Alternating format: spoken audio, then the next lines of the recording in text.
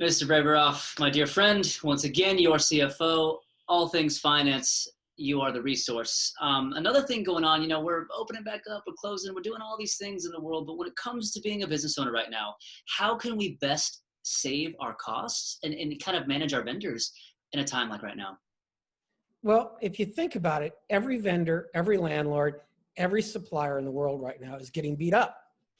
And they're having to give cost concessions and rent reductions and all of these things to a lot of people.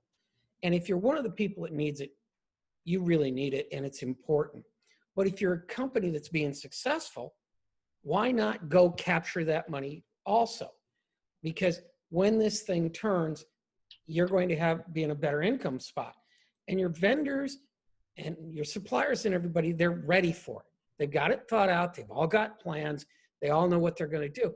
And a lot of time it's just, hey, can you do this for me? And it's taking the time to go through your databases of who you deal with, who your vendors are. And it's also a real good time to sit and talk to them because so much of what they're getting up right now is beat up on. And I had a conversation today where I was talking to a vendor and we're going through all of the things. And, I'm having a nice conversation with him.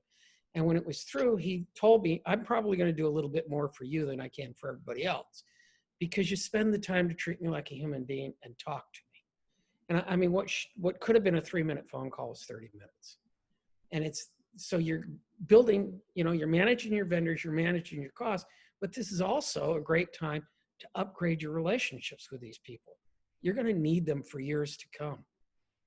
And if you're a supplier or a vendor or all that, be in a position where you're prepared to help these people because you don't know if it's a company that's doing great and they're just improving themselves because there aren't a lot of those, but assume it's a company that's having problems because there are a lot of those.